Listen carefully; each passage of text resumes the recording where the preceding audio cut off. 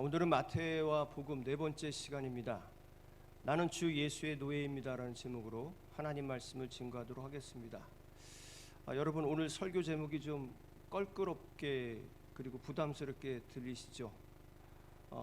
노예라는 말은 정말 껄끄러운 말입니다. 그리고 함부로 누군가에게 써서는 안 되는 말이라고 생각을 합니다.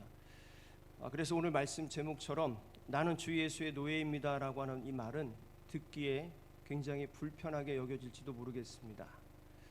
그래서 저도 이 제목과 오늘 설교의 전체적인 주제를 좀 생각하면서 좀 순화해서 나는 주 예수의 종입니다라고 하면 어떨까라는 생각을 했습니다. 우리가 종이라는 말은 좀 자주 쓰시잖아요.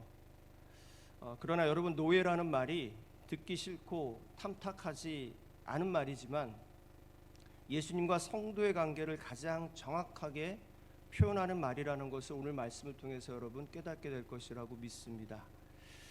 정말 노예라는 말이 예수님과 성도의 관계를 잘 표현한 말인가에 대해서 존 메가더 목사님의 슬레이브라는 책이 있습니다. 슬레이브, 노예라는 제목의 책인데 거기 보시면 정말 잘 이해가 될 건데요.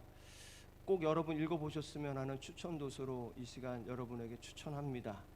이 책은 예수님과 예수님 믿는 사람들의 관계를 성경적으로 그리고 역사적으로 아주 잘 정리한 귀한 책이라고 봅니다.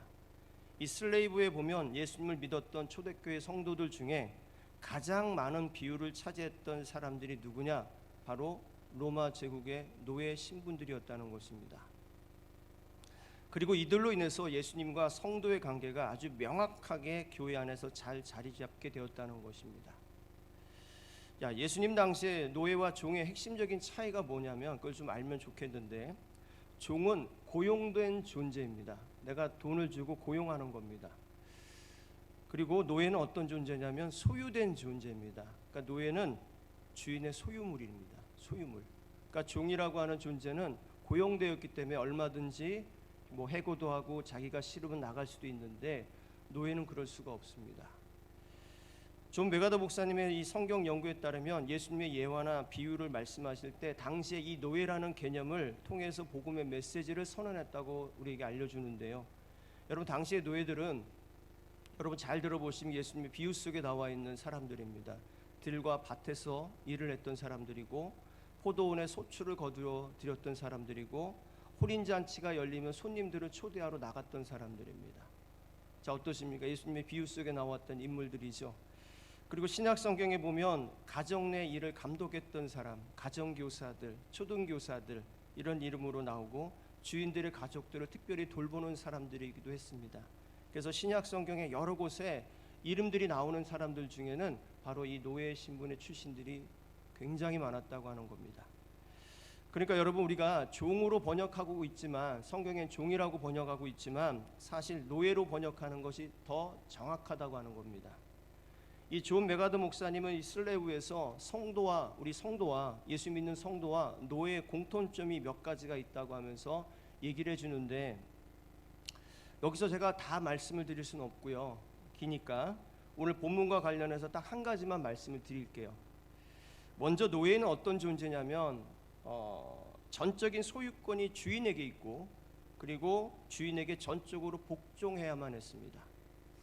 로마 법에 의하면 노예들은 주인의 완전한 통제 속에 있는 소유물로 간주되었어요.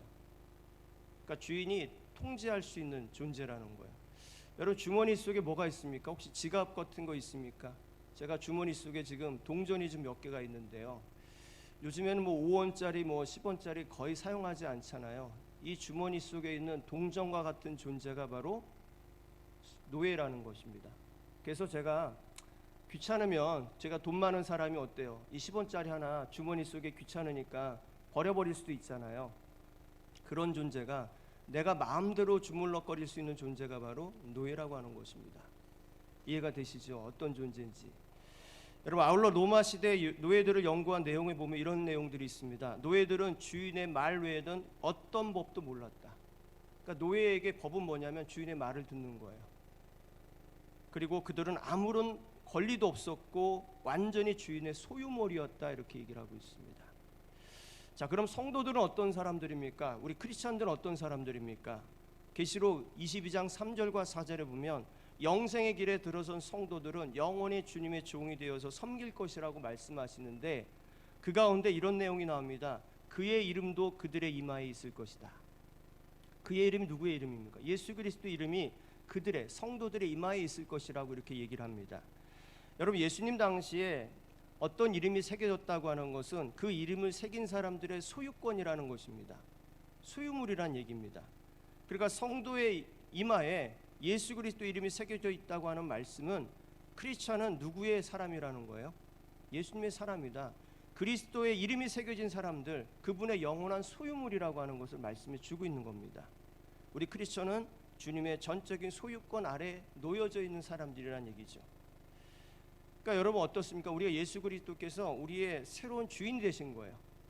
그러니까 예수님 믿기 전에 우리는 전에는 악한 마귀 아래서 죄의 노예로 살았다면, 이제는 예수 그리스도를 새로운 주인으로 섬기는 의의 노예가 되었다는 말이 되는 겁니다.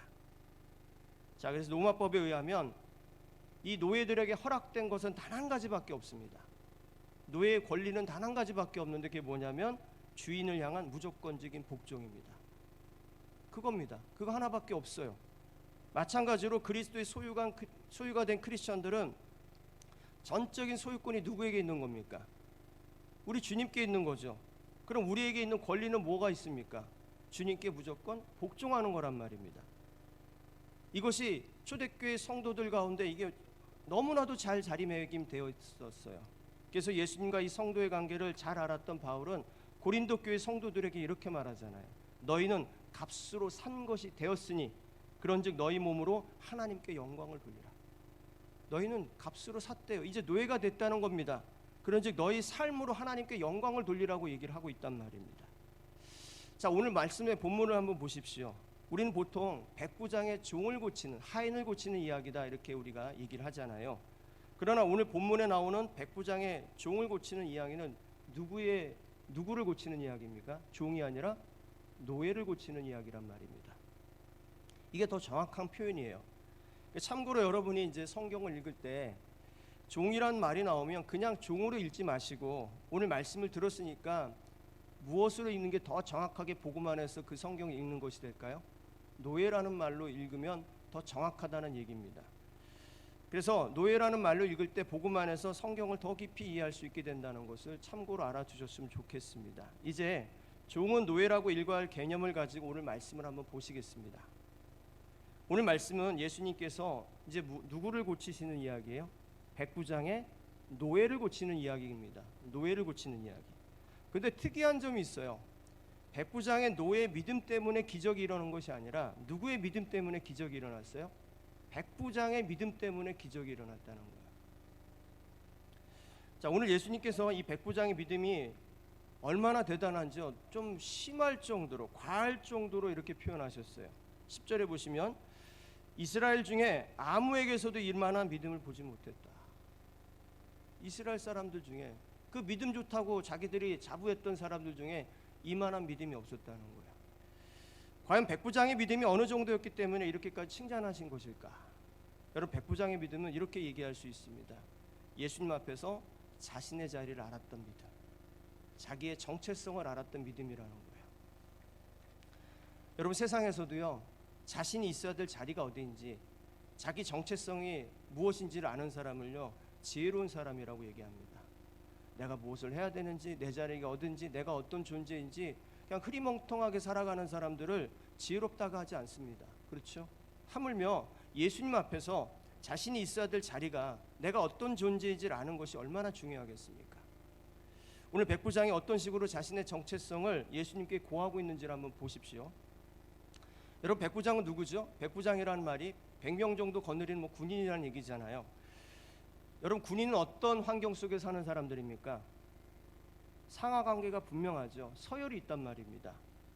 그 서열이 분명한 환경 속에 사는 사람이에요. 그래서 8절과 9절 말씀에 보시면 이렇게 얘기하잖아요. 백부장이 자신이 누군가의 상관이기도 하지만 누군가의 뭐라고 합니까? 부하이기도 하다. 그러면서 이어서 아주 중요한 얘기를 합니다. 자신은 누군가의 주인이기도 한데, 그래서 자신이 그 자신의 노예에게 이래라 저래라 하면 노예들이 다 복종하고 따른다는 얘기를 하는 거예요. 그러면서 예수님을 가리켜서 뭐라고 불러요? 주님이라고 불러요. 주님. 정리하면 백부장 이런 거예요. 백부장은 나에게 이제 당신이 주님이십니다. 나에게 이제 당신이 주님이신데 이제 주님이신 당신이 나에게 명령만 하라는 거야. 명령만 하라는 겁니다. 주님이신 당신이 힘들게 오고 가시지 말라는 거야.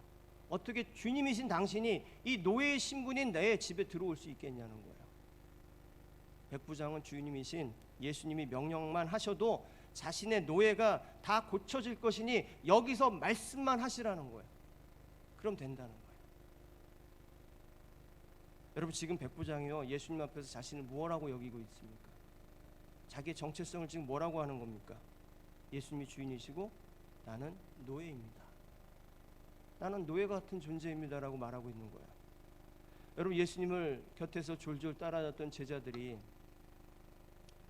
여러분 예수님을 이렇게까지 높였나요? 여러분, 분명하게 예수님과 제자의 관계가 어떠했는지 그들은 잘 몰랐지만 이 백부장은 분명하게 알았다는 거예요. 그걸 우리에게 보여주고 있다는 거죠. 여러분, 기독교 신앙의 시작은요, 예수님이 주님이시오 그리스도라는 믿음에서 시작을 합니다. 그렇죠? 마태복음에 의하면 베드로가 이 고백을 시작했죠. 그리고 이 고백에서 기독교의 믿음의 역사가 시작되었고 이 고백의 믿음의 역사 위에 교회가 세워졌던 겁니다. 더 직설적으로 얘기하면 예수님은 주인이시고 나는 노예라고 하는 이 관계가 기독교 신앙의 시작이고 핵심이라는 겁니다. 그런데 여러분, 우리가 기독교인이 누구냐고 이렇게 물으면 여러분 뭐라고 우리가 보통 답을 할 수 있을까요? 여러분 뭐라고 답하시나요? 하나님의 자녀다. 그렇죠? 난 하나님 백성이야. 하나님의 소유된 사람, 하나님의 시민권자, 백성의 시민권자, 하늘나라 시민권자, 하늘에 속한 사람, 천국 백성, 그리고 나는 그리스도와 함께 상속자가 될 그런 귀한 존재, 주님의 제자야.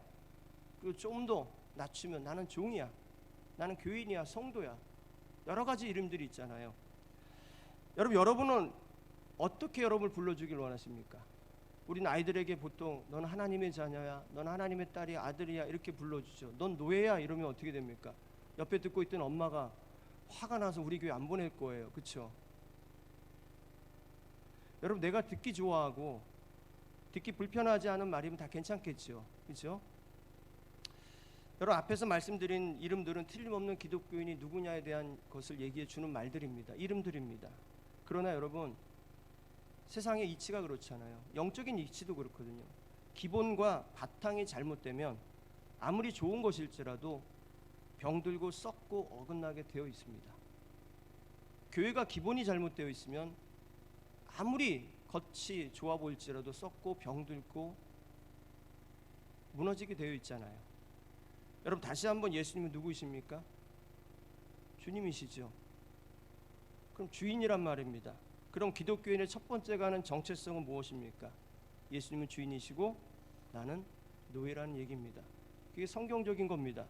이것이 기독교인의 시작이고 교회의 시작인 겁니다. 빌립보서 2장 5절 이하에 보면 이런 말을 하죠. 그는 근본 하나님의 본체시나 하나님과 동등됨을 취할 것으로 여기지 아니하시고 오히려 자기를 비워 종의 형체를 가지사 사람들과 같이 되셨다. 이 종의 형체라고 하는 것은 노예 형체라고 하는 거예요. 여러분, 예수님께서 이 땅에 오신 성자 하나님이신 거 믿으시죠? 그런데 주님께서는 이 땅에 오셨을 때 아버지 하나님과의 관계에서 자기를 비워서 자기를 완전히 다 내려놓고 노예 형상으로 오셨다는 거예요. 그걸 취하셨다는 겁니다. 그 노예의 모습으로 오신 예수님께서 뭐라고 말씀하셨냐면 누구든지 나를 따라오려거든 자기를 부인하고 자기 십자가를 지고 나를 따라오라고 그랬단 말입니다. 그러니까 나라는 존재에 대해서 부정하고 따라오라고 했습니다. 그럼 주님이 가신 길을 따라가는 것이 주님을 믿는 사람들의 믿음의 길, 온전한 신앙의 길이란 얘기가 되겠죠. 자, 그러면 그런 의미에서 오늘 백부장은 예수님을 뭐라고 불렀습니까? 주님이라 부르고 자기는 뭐로 여겼어요? 노예. 그러니까 지금 이 백부장은 기독교의 어떤 신앙의 본질적인 모습을 우리들에게 아주 잘 보여주고 있다는 거예요. 그래서 여러분 완전 이 백부장의 믿음은 어쩌면 우리의 신앙의 모델이 될 수 있는 모습입니다. 그래서 오늘 말씀을 통해서 우리가 주님 앞에 내가 누구인가를 되새겨 볼 수 있다고 하는 거예요. 여러분 계속해서 한번 잘 들어보세요. 여러분 죄가 없으신 하나님의 거룩한 독생자 예수님이 이 세상에 노예로 오셨잖아요. 그렇죠? 노예 형체를 가지고 오셨단 말이에요. 이와 같이 노예가 아닌 오늘 백부장이 주님 앞에서 노예가 되었어요. 내가 당신 노예라고 지금 얘기하잖아요. 여러분 이러한 영적인 대반전을 지금까지 보통은 이렇게 얘기했죠. 종의 마음이다, 종의 믿음이다, 이런 얘기를 많이 했습니다. 여러분도 그런 얘기를 들어보셨을 겁니다. 이제는 우리가 말씀을 들었으니까 어떻게 바뀌어야 되는 겁니까? 노예의 마음이고 노예의 믿음이라고 해야 되는 거죠. 왜요? 그것이 더 정확한 표현이 되니까 그렇습니다. 여러분 노예의 마음, 노예의 믿음, 오늘날 이 크리스찬들이 고백하고 있어야 될, 그리고 기억하고 살아내야 될 가장 존귀한 삶의 태도란 말입니다.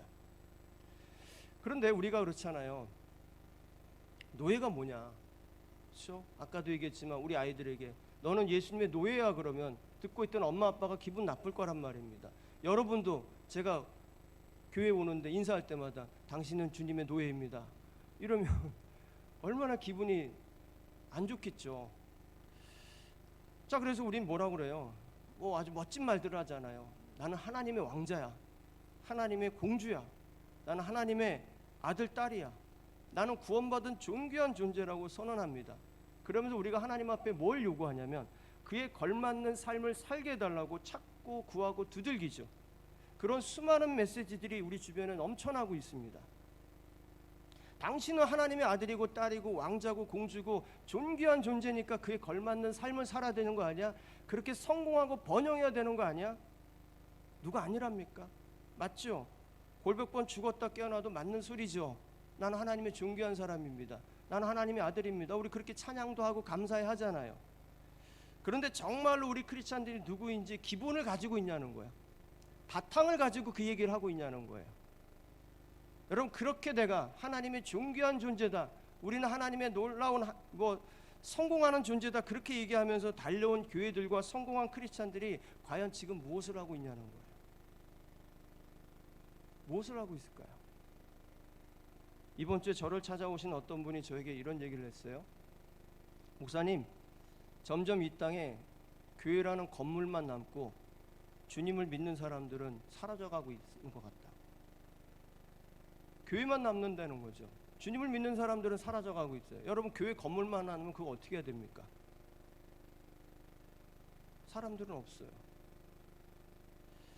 여러분 나는 하나님의 아들이고 딸이다, 나는 구원받은 존귀한 자다, 나는 천국 백성이다. 여러분 지금 교회들의 모습이, 성도들의 모습이 자녀됨의 권리만 주장하고 있지 않냐는 거예요.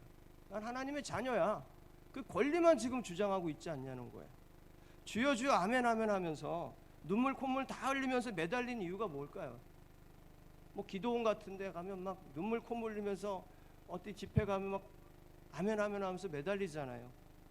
여러분 그러한 성도들과 그러한 교회들이 빠져있는 것이 예수가 아니라 잘되게 해달라고 하는 자아숭배적 기복신앙이 아니냐는 것이죠. 만약 그렇다면요, 절간에 가서 무당집에 가서 손이 발이 되도록 비는 것과 다르지 않는 신앙이 교회 안에도 버젓이 자리 잡고 있는 거예요. 무늬만 교회인 거죠. 무늬만 크리스찬인 거예요. 속은 뭐예요? 예수가 없는 거죠. 여러분 노예는요 전적으로 복종만 있지 권리는 없다고 말씀드렸죠. 그렇죠? 생각해 보세요. 우리가 모두 날 때부터 그리고 죽을 때까지 죄의 노예로 살다가 지옥에 갈 수밖에 없는 그런 운명이었습니다. 그런데 주님께서 은혜를 베풀어 주셔서 죄의 노예의 신분에서 벗어나서 하나님의 그 영광스러운 거룩한 백성으로 다시 태어나게 되었잖아요. 이게 성경에서 뭐라고 합니까? 그리스도 안에서 새로운 피조물이 되었다고 얘기하죠. 여러분 믿으시나요? 여러분 그리스도 안에서 새로운 피조물이 되었습니다. 그러니 이제는 우리가 나를 구원하신 주님의 노예로 사는 것이 마땅한 인생이 아니겠냐는 겁니다. 주님의 노예라고 해서 주님께서 우리를 마구 부려먹습니까? 여러분 주님이 여러분 마구 부려먹은 거 여러분 당해보셨어요? 없으시죠? 우리는 우리 스스로 부려먹습니다. 주님은 절대 우리 부려먹지 않습니다. 여러분 세상의 노예가 되면 악한 마귀가 지옥으로 향하도록 죄의 노예로 부려먹습니다. 우리를. 그런데 우리 주님은요, 당신의 노예가 된 사람들을 영원한 생명의 길로 인도해 가십니다. 그러니까 여러분, 우리가 자녀이지만 이 노예됨의 정체성을 가지고 살아가야만 악한 마귀가 우두머리로 있는 이 세상을 능히 이기고 승리하며 살아갈 수 있기 때문에 주님께서 그렇게 살아가도록 우리를 인도하신 거고, 그렇게 고백하도록 하신 겁니다. 주님 말씀하시는 건 이거예요. 세상의 주인이 아니다. 악한 마귀가 주인이 아니다. 너를 구원한 주 예수가 주인이다. 이걸 알라는 거예요. 이 믿음을 취하라는 것입니다. 이 믿음이 없이는 세상을 이길 수 없기 때문에 주님은 우리를 향하여 주님의 노예로 살아가라고 말씀하시는 거예요. 자, 여러분, 오늘 말씀해 보시면 오늘 이렇게 우리들에게 주님의 은혜를 인도하는 백부장의 어떤 믿음을 통해서 그 믿음을 칭찬한 다음에 이런 말을 해요. 11절 한번 읽어보자고요. 그 나라의 본 자손들은 바깥 어두운 데 쫓겨나 거기서 울며 이를 갈게 되리라. 바깥 어두운 데라고 하는 것은 구원이 없는 곳이겠죠. 사탄의 종이 되어 살아가는 곳을 말하는 겁니다. 그런데 이곳에 누가 쫓겨나간다고 합니까? 그 나라의 본 자손들. 누굴 얘기하는 거예요? 이스라엘 백성들. 여러분, 왜 이스라엘 백성들이 이렇게 처참한 지경에 빠진 일이 벌어진다고 주님께서 말씀하시나요?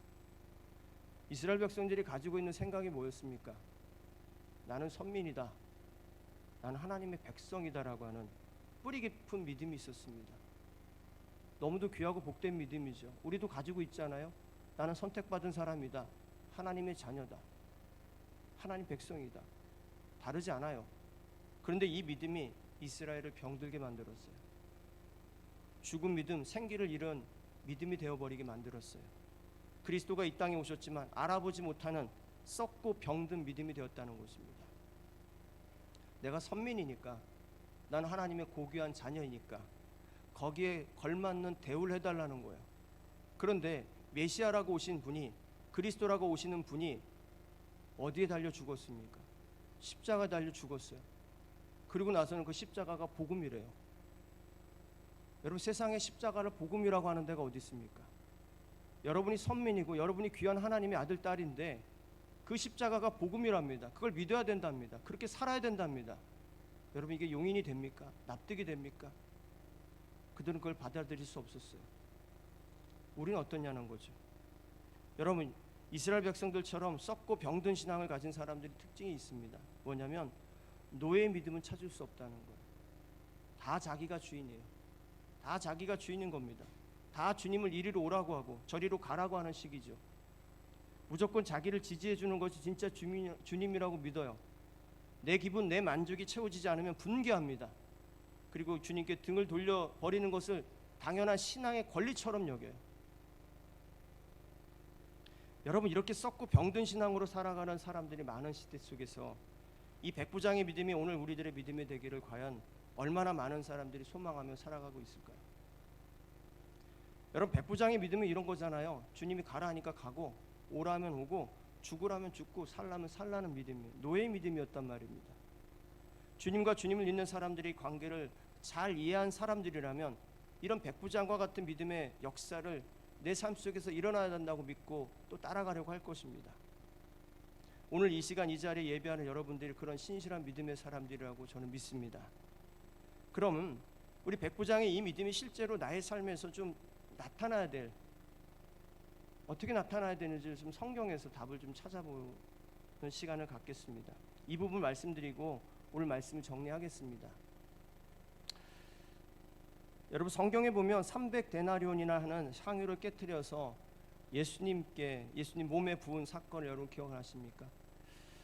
300데나리온이라고 하면 300일 동안 열심히 일해서 모아야 될 돈입니다. 1년을 꼬박 모아야 될 돈, 큰 돈이죠. 뭐 부자들에게는 큰 돈이 아닐 수 있지만 이 향유를 부은 여인은 그렇게 부자가 아니었습니다. 근데 그 향유를 주님께 깨트렸어요. 그랬더니 마가복음 14장 4절에 보면 주변 사람들과 제자들이 화를 내면서 향유를 붓는 여인을 책망하죠. 어떤 사람들이 화를 내어 서로 말하되 어찌하여 이 향유를 허비하느냐, 낭비하느냐 그랬단 말이에요. 자, 그럼 예수님께서 뭐라고 하셨습니까? 같이 책망하셨나요? 야, 그래, 니들이 말이 맞아.